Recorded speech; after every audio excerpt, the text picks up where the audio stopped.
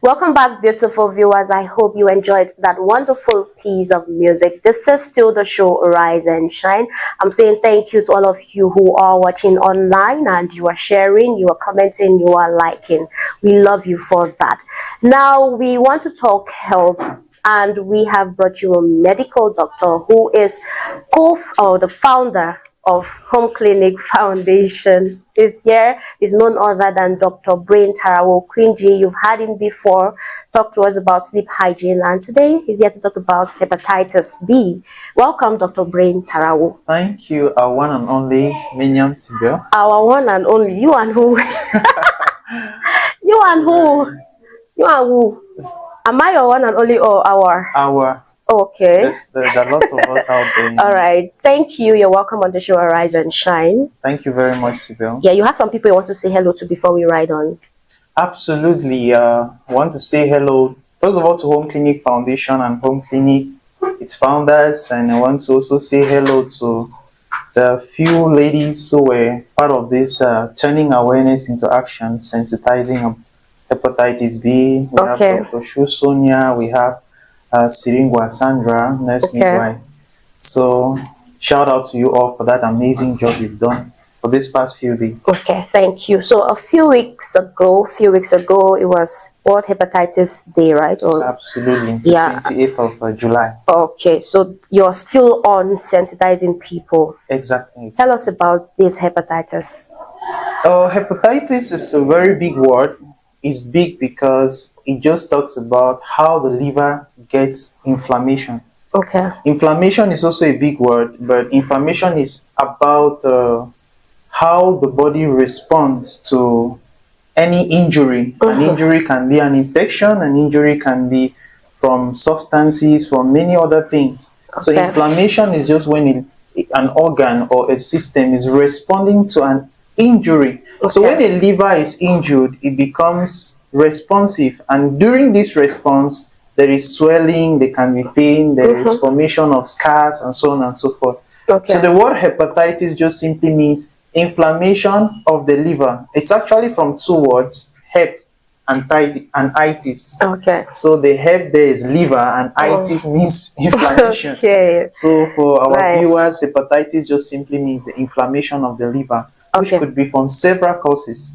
We have infections. We have substances. That means chemicals, which include things like alcohol, drugs, and many other things. And then we could have injuries, trauma. It could also inflame the liver. So those are the many things that could cause hepatitis, which is the inflammation of the liver. Okay, so let's get straight to hepatitis B. Why is it called a silent killer?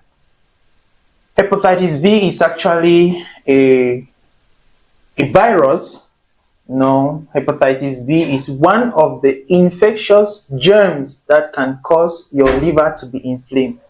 We actually call it a silent killer because the way hepatitis B behaves is that it can infect you and stay in you for so long without you even knowing. But while it is in you, it is causing a lot of damage. So during that period where you have a silence in you, we term it a silent killer because many people who are unaware, who are undiagnosed, who are not aware of their status, can have a lot of things going on in their liver. And they too can become very, very infectious as they transmit it from one person to the other. Okay, so how is it transmitted, and who is most at risk in our population? Hepatitis B is transmitted typically through body fluids. Body fluids. And when we talk of body fluids, they are just fluids that your body releases. We have saliva, we have sweating. We also have fluids from areas like your reproductive system. So during sexual contact, unprotected sex, you can pick it up. And also during blood transfusions, but now it is being reduced because of the thorough screening of blood before you have it being transfused. So we also have sharing of sharp objects. Remember, once we have things that can make blood contact from an infected to an uninfected person. Those are the things that can transmit. And moreover, you know, we do a lot of tattooing these days, and unfortunately, within certain milieu, I don't know how it is in Cameroon, where you don't have proper sterilization and you use tattoo machines and needles from one person to the other. It can also facilitate the spread of this infection. And who is most vulnerable? I can say anyone who is not protected by vaccination is vulnerable. Okay. So if you don't know your status, you are vulnerable to get this infection. Okay. You're vulnerable too if you have exposure to body fluids of others, and equally having unprotected sexual contact too can equally expose you to this. Okay. So from children to adults, once you are not protected via vaccination, you are exposed. Okay. Thank you very much for that response. You made mention of vaccines. So why are people still getting infected today, even with the vaccines? Thank you so much for that question, Sibel. You know, despite the awareness that has been created, so many people have not gotten the information. And even so, when people get the information, they are sluggish when it comes to acting. Okay. And that's the main reason why we are running this program, where we are turning awareness into action. We don't just want people who know. We want people to take an intentional decision to protect themselves. So most people still get unvaccinated because they don't understand the gravity of what we call hepatitis B and how it can affect them, their families, and the community. Others know, but the availability of these services where you have vaccination is not there. And the worst is sometimes finances, because, you know, one of the public health challenge is how can healthcare be affordable, even though we talk of accessibility. There are challenges of access. Some communities don't have access to all of these things. For those that have access to these things, the cost might be too much for them to have this vaccination. So we are talking about people not getting this. It is a whole lot of reasons why people don't get this. Okay. From information spread to lack of the means or the plateau technique, equally to lack of the access of these things to certain communities. Okay. So it results to a lot of prevalence of hepatitis B. However, the Sustainable Development Goal has it in mind that by 2030 there should be the elimination of hepatitis B as a public health challenge. Okay. Relating it to the liver, how does hepatitis B affect the liver, and can it lead to cancer? Thank you so much for that question. This is particularly where I'm really passionate on laying emphasis, because I want people to be aware of how much damage hepatitis B can be to their livers. Okay. You know, we talk of vital organs in the body, and your liver is a very, very important organ. As a matter of fact, the functions are so enormous. From purifying substances that you absorb from your intestines, from storing vitamins, from providing substances that can also help your body in clotting, producing essential proteins that help your body to function. In fact, there are so many. So protecting your liver should be a very important thing. So how does hepatitis B damage your liver? Like we said, hepatitis B is a silent killer because it infects your liver. It starts damaging it slowly, progressively. And now whenever you have a wound on your body, for example, when that wound heals, it forms what we call a scar. So the liver too has the ability to form these scars when you have injury from this deadly virus we call hepatitis B.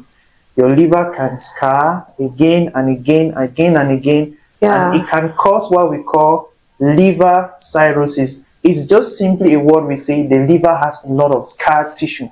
Okay. And most often this cirrhosis liver can transform into a cancerous liver. Cancer means that your cells now begin to multiply without any control, and then it begins to spread to other areas and leading to, cancer is not treatable, so you will not want to get to that stage. As a matter of fact, when we say this issue called hepatitis B is dangerous to you, your family, imagine you develop a cirrhosis liver or a cancer. Who pays the bills? You've handicapped your children, you've handicapped your wife, you've handicapped your relatives, your friends. You are a financial burden to them. And not only to yourself, you will not look at yourself and admire yourself. You face a lot of issues when it comes from liver failure. Of course, liver failure is another consequence that is very deadly, which you would not like to get to that. So those are some of the effects of hepatitis B. Thank you very much for sharing that so well. So let's have this other question. What is vertical transmission of hepatitis B, and how does it happen during pregnancy or childbirth? Thank you so much for that question again. I think it's a very sensitive area now because we're talking about pregnancy. We're talking about a mother and a baby, both in the womb and during birth. So when we talk about vertical transmission, we are simply referring to how hepatitis moves from a mother to a baby. Women are really, really sensitive because we are talking about two persons here. So vertical transmission sometimes can be in utero or sometimes during the delivery process. So transmission from mother to child is something we don't want to have. And so there are measures that are brought up. However, in summary or in a nutshell, vertical transmission is all about how hepatitis B is transmitted from a mother to a child. And so there are measures that, several public health strategies within a country like Cameroon and other countries that are put in place to protect unborn babies from getting this from their parents. But however, if a mother is protected before they get pregnant, it already guarantees that the child will be not exposed to it, either inside the womb or during delivery. So should we talk about the risk to the newborn if they are exposed to it, to hepatitis B? Yes, it's really a sad thing. Most hepatitis B cases that eventually lead to cancer has been studied to be those that get it right from birth. Yes, and newborns are very, very sensitive to this because those early stages of life, their immune system is not strong. So the virus is allowed to just do anything. Whereas in adults whose immune system are at least at a certain level, there is some response which can be mounted by adult systems. So when children are exposed to hepatitis B, it is deadly because their immune system is not mature, and moreover, it leads to the chronic kind of hepatitis most often. And of course, you end in cirrhosis, liver failure, and maybe cancer. So that's how deadly it can be. But like I said, there are measures to protect these children from getting it, even if the mother is hepatitis B positive. There are vaccines you give them just immediately after delivery. So how can mother-to-child transmission of hepatitis B be prevented, aside the vaccines that you've mentioned? Like I said earlier, if we protect our women, we are definitely protecting them when they eventually get pregnant. So what I want to say here is that if we have measures to protect our women, which can be massive sensitization, massive screening, and massive vaccination for those who are negative, and for those that are positive, they get referrals and subsidization of these treatment protocols and also the investigation. They would be able to be healthy enough so that when they get pregnant, will not have this issue of vertical transmission. However, there are also measures during antenatal visits, especially the booking visit, where we screen them from some of these infectious diseases, and hepatitis B is one of them. So when there's a diagnosis, there are also measures that are being taken, being followed up by gynecologists or gastroenterologists to make sure that these mothers receive what is needed during the time of pregnancy. And however, when this pregnancy is evolving, there are also measures preparing them such that when these newborn infants are being born, you have to give them this vaccination. There are usually two types. You give the immunoglobulin before you give the antigens. All right, thank you very much, Dr. Tarawo Kwinji. You have explicitly explained to us these hepatitis risk involved and the preventions that we can all look forward to. So what's your key message to viewers about protecting themselves and their families from hepatitis B? All right, the key message is, first of all, get yourself screened. Homeclinic Foundation is offering some subsidized screenings at the office, at the Brazaris Junction, Osenages, and also we offer subsidized vaccinations for those who will be tested negative, and we refer those who will be tested positive to the right quarter so that they can receive the needed care. So get diagnosed. If you're diagnosed or screened, you get the right orientation from a medical professional. You get your protection, which is vaccination for those who test negative. And then with that, you can protect yourself can protect your family, and you can protect the community. I must say that most silent carriers of hepatitis B spread it to so many people before eventually getting diagnosed. Yeah. So we don't want a situation where you are a threat to the community, you are a threat to your own children at home, you are a threat to your spouse, you are a threat to your family. So as for hepatitis B, I want to lay emphasis again. Get yourself screened, get yourself vaccinated, and you'll be protecting yourself and family. Thank you very much. Thank you very much, Dr. Brain Tarawo Kwinji, for coming on the show and teaching us about this killer, silent killer called hepatitis B. We are grateful. Ladies and gentlemen, can you give him his flowers down there in the comment section? And I'm very sure with those flowers, he'll be motivated enough to tell us about this long distance relationship and online intimacy that a lot of you have been sending messages, and we will take them right now. So your messages have been received. Let's receive them. But once more, the topic of discussion or the anonymous message that we received, so others who might be just tuning in can catch up. Do not be lost, all right? The message we received says, "Hey everyone, I hope you are all doing well. I am reaching out because I'm feeling a bit torn about something. My husband has suggested we engage in online making out during our long-distance relationship. On one hand, I understand that physical intimacy is important, especially since we are apart.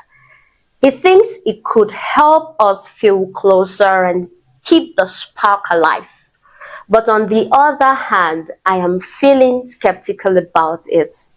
But my husband keeps persisting. Keeps persisting. Has anyone been in a similar situation? How did you handle it? I would appreciate any advice or experiences you could share." That's the message we received, and we need your genuine answers to this person. Well, Dr. Brain, a lot of people have been sending me messages. Before I get to you, to even know if you'll get into a long-distance relationship first, let me have the messages that have been coming in, right? Okay, this message says, "Hey there, I tried..." Okay, no, I already took that one. This one says, "Hey, I can relate to your situation a lot. I tried engaging in online making out with my husband during our long distance times. At first, it felt exciting and new, but eventually I found out he was cheating on me. That's irking. I'm sorry about that." Okay. I found out he was cheating on me. It shattered everything. I realized that the intimacy we were trying to create online couldn't replace the trust and connection we needed. It's a slippery slope, and if you have any doubt, it might be worth considering if he is truly worth your trust. Okay, thank you very much. The fact that you people are not giving your names and where you're writing from, I don't trust you people, but thank you for contributing. This other message says, "Hello you all," and to the anonymous person, "I think online making out could be a great way to keep the spark alive. It's all about how you approach it. If you both set boundaries and communicate openly, it can be a fun experience. Just make sure you are both on the same page about what you want from it. Maybe try it once and see how it feels." Okay, try it once. You don't know what once can do to you, but thank you for your message. This other one says, "Hi. Had a similar experience. I was really into the idea of online intimacy, but then I discovered that my phone had been hacked. All our private moments were exposed, and it was incredibly humiliating. It broke the trust we had built. I realized that being vulnerable online can come with serious risk, and it made me question whether it was worth it. If you decide to go for it, just be careful with your privacy." It's no longer privacy once it's online. I think so. Okay, this other message says, "Good morning, dear beautiful lady." You already know she's beautiful. This man. The question is, how far is your husband? Okay. This is to know if visiting is possible. Even if he is out of the country, I think getting you to join him will be a good idea. As concerning the online making out, it depends on the kind of making out too. There are kinds of making out. My ears are itchy. All right. Online video calls and intimate conversations are great, but if it involves you sending him pictures of your private parts, I think it is a big no. Though he is your husband, it is not advisable. His phone might end up in the wrong hands one day, and anything can happen with those pictures and videos. Wow, I love this one. Well, ladies and gentlemen, I'll take one more message and we'll get to Dr. Brain. A lot of you are sending me messages. This topic is gingering you people, I see. Well, this message says, good morning, our beautiful. Hey, I'm blushing. It says, good morning, our beautiful Sibyl. Ah, Dr. Brain, can you just fan me? I'm feeling heat. I'm hot. All right, thank you very much. Good morning to you too. And Almighty Baldrek on the technical board. Okay, this person, you follow us, creating the magic behind the scenes, and to all the, and to all in the studio. Thank you very much. This is Diodone from Upstation. Thank you, Diodone. Diodone says, online sex is a no for me because it will always start well with good intentions, but end up with addictions like porn and a loss of physical touch when you guys will finally meet. This is deep. This is profound. Thank you very much, Diodone, for updating us with this particular message. I love it. Well, a lot of you are still sending me messages. We'll get back to them. Our guest is here waiting. How have you been seeing these responses, Dr. Brain? Problem, baby compound. Problem, baby compound. First of all, on a personal note, do you advise long distance relationships? What do you have to say? Honestly, it depends. I will give my opinion on this, and okay. I don't want to force it on anyone. You are not? It's not supposed to be universal. Yeah, to counsel. If you have a long distance relationship, my advice is it's supposed to be short-lived. Okay. That means you should speed up the process and make sure you're together as soon as possible. As soon, like ASAP. Yes, as soon as possible. Yeah, true. And you might want to ask me how much time is as soon as possible? Yes, you get it. So that time to me, I don't have a time limit to it, but at least less than a year should be sufficient. In any case, long distance relationship is not healthy when it becomes too lengthy. Yeah. Why? Because the physical meetups and many other things that comes along with relationship growth is necessary, and that might not happen very well when the distance is there and the time of the separation is too much. Yeah. That is my opinion. I'll still emphasize on that. Okay. So this person needs our advice. The husband is doing him in the body and they are away. There's nothing he can do. He cannot hold it anymore. And he wants that from the wife. I be don't marry her. Husband, Harry bring the wife for Saturday because... Okay, that's the only option for you. That is the husband to you, Harry, no meet up the wife. So now una go date for one place. Una marry so that una go date together. Yes. Of course, that's why marriage is all about being together in the same home. Because there are other things, other roles you play in marriage. Yeah. Apart from, being a provider and cooking food. There are other reasons for getting married. True. So it's not just physical, it's also biblical. So there is both spiritual and physical reasons for being together. Wow, Dr. Brain is preaching. I love it. Yes. So that's your take. My take is that try as much as possible to shorten the time you're going to stay shorten apart. the time.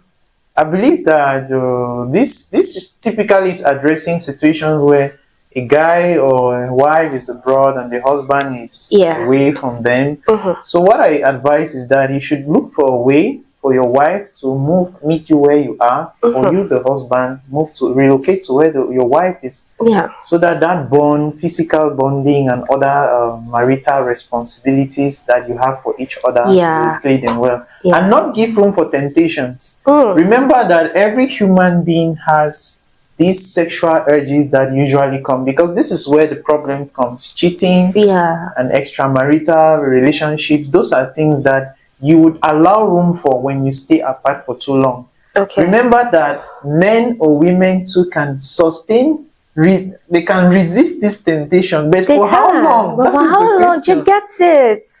So you don't want to give the devil a chance. You don't want to be a temptation to you or your husband. That's exactly what I can say. Okay, so according to Dr. Brain, that online intimacy stuff is a no-no. You have not hammered that word, so it's a no-no to you.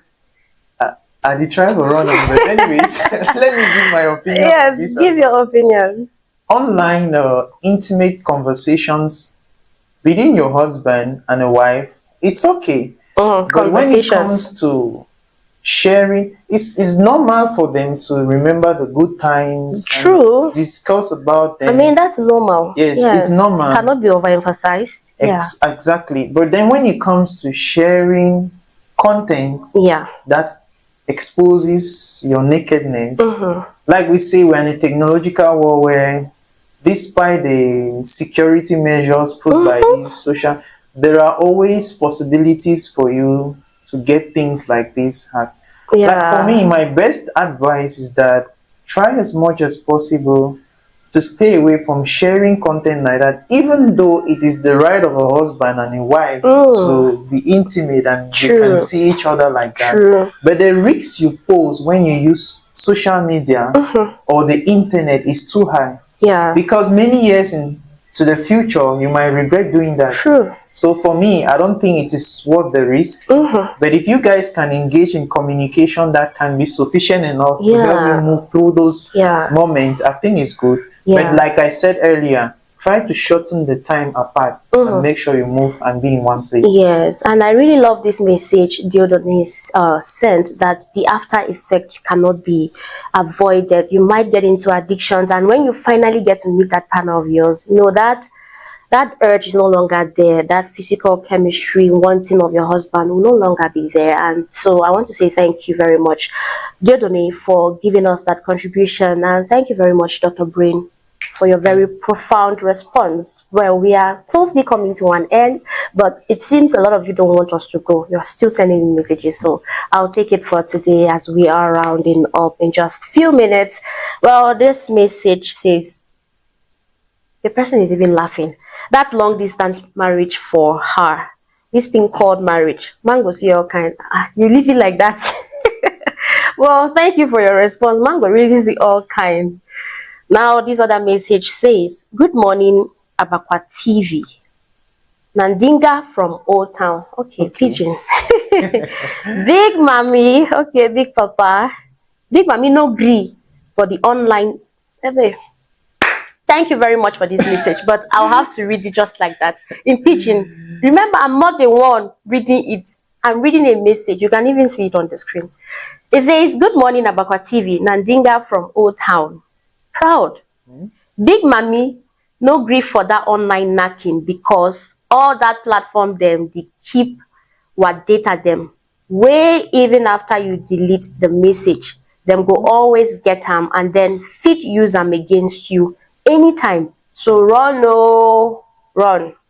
Dr. Brain, in this language, you agree with this person, Abi? No, not for run. We don't know who be who. Okay, now for run, right? Exactly. Thank you. So guys, I still see messages coming in. Should we go or should we not go? Well, why a lot of you are still sending me messages? Let me get to tease Dr. Brain's brain. Can you get it? We are teasing Dr. Brain. We are teasing the brain of Dr. Brain. Like he's just going to get it because he had the brain himself. How far? Well, the reader we have for you today says, we have it. Wow, speaking of rivers, Dr. Brain, I'm scared on your behalf. Speaking of rivers, a man calls his dog from the opposite side of the river. The dog crosses the river without getting wet and without using a bridge or boat. How? Like, how is it possible? Dr. Brain is laughing. I don't know why. Should I take it again? Let's take it again. Go ahead. Yes, you remember anything that comes to mind, you can always tell us. Speaking of rivers, a man calls his dog from the opposite side of the river. The dog crosses the river without getting wet and without using a bridge or a boat. How? Ladies and gentlemen, tell us how that is possible. Did he fly or did the dog fly? How Normally, is it possible? Fly, do dogs fly? How can you say normally? Something carry dog fly pass on top the river, no? Now, that's mad still. Well, so is that your response? You took that from me. But that was the only thing coming to my mind anyways. Okay. If the dog no fly or something carry and cross water, shows the dog no get hair, no? Okay. If you no get wet, that means you no get hair. You don't get hair. Oh, now which kind of wet we mean here? Now, that's... You're trying to confuse me. This question. You're trying to be political. This is a difficult one. Okay. Just think again. Okay, the dog walked on the water just like Jesus walked on water. Nice. So the dog is now Jesus Christ. Oh, are you going to tell me that maybe the sea parted, God parted the sea, and then the dog went through like the people of Israelites? Very possible. No, that's right. No, the question is, it's well, that's all tricky. I can try. It's really tricky. But it's good. You know, the essence of these riddles is that you get to think out of the box, and you have done so. So we can manage that. Give me the answer now. Yeah, I'll give you the answer, of course. I want to know if my viewers have gotten it. Have you gotten it, guys? Is it in the comment section? Should I check? Well, a lot of you are still sending in messages. Before I give that response to the riddle, Dr. Brain, this is the last message. Trust me. Thank you for sending, but yes, we'll leave it like that. Last message and we are good to go. Good morning, Abakwa TV. My dear, this now masturbation. Oh, okay. No matter how we put it, as long as there is no physical touch, it's wrong. So many ways. For example, it creates unrealistic feelings, creates unrealistic expectations in the minds, and affects the guys because they get used to quick ejaculation, which will become a big problem because he will be a 2-minute man. Why is this man so giving it like you don't want to twist it, you don't want to sugarcoat it? Okay, in which lovemaking will be hell when you guys meet. All right, I get you. So you guys should encourage deep talks than online sex. Thank you. Very sensitive topic. That's why you have a lot of messages. Yeah, and there are real problems that exist. True. Very real. True, Dr. Brain. So it was really profound. It was really a profound conversation, and it was also very important that we have it on today's edition of the show. And that's thanks to all of you, our viewers. Thanks to our guest, Dr. Brain Tarawo Kwinji. Thanks to Prince MC Protocol as well. Well, ladies and gentlemen, coming to an end, that riddle once more, and you get the final answer. And of course, we are good to go. The riddle we gave, Dr. Brain says, what does it say? Speaking of rivers, a man calls his dog from the opposite side of the river. The dog crosses the river without getting wet and without using a bridge or a boat. How is it possible? Yes. He walked on ice. I mean, this is something was on.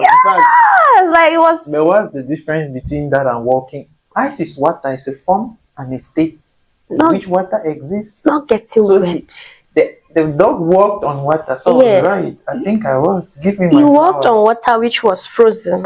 That's the difference. Okay. You will not mix my head like that. Yeah, but that's the response. Still water, right? Yes. Okay, you wanted me to use the word frozen. Frozen water, which is ice. Okay. You get it. So I have half the mark. Maybe let the viewers determine that. The comment section is open. Dr. Brain, it's been a wonderful time with you on today's edition of the show, and I want to say a special thank you to you and the Home Clinic Foundation, your team. Remind us where Home Clinic Foundation is and how accessible you guys are.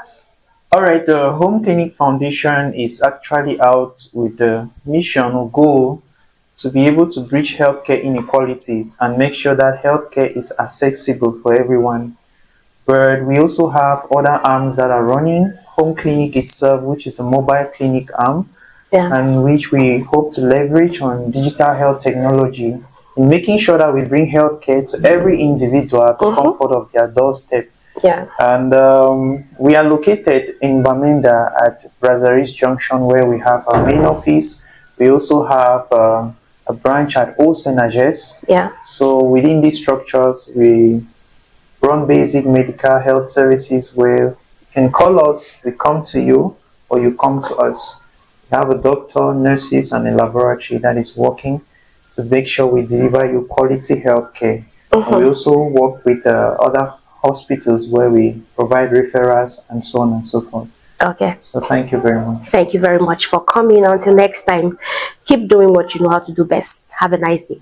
Thank you so much. All right, beautiful viewers, it is at this particular moment that we come to the end of your one and only morning show on Abakwa Television, which comes to you every Monday, Wednesday, and Friday as from 9 a.m. Remember, it's that one and only show where we engage you viewers in real-time discussions on current events, lifestyle topics, and the societal ills. On today's edition, I hope you have been motivated enough. You've gotten to know more about fashion and style. You have been educated about health, Hepatitis-B particularly, and you now know all that's trending online and on site. I want to say a special thank you to all of you who sent in your advice, your counsel to the anonymous person who needed our advice so deeply. Thank you very much for participating on today's edition of the show. Shout out to our producer par excellence, David Baudreg, and this moment, give me my flowers. I have been your host, Manyam Sibel. Until next time,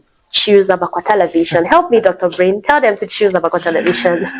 All right. Keep watching Arise and Shine on Abakwa Television. Bye. Thank you. All right. Nice day. Arise. I don't try to do nothing.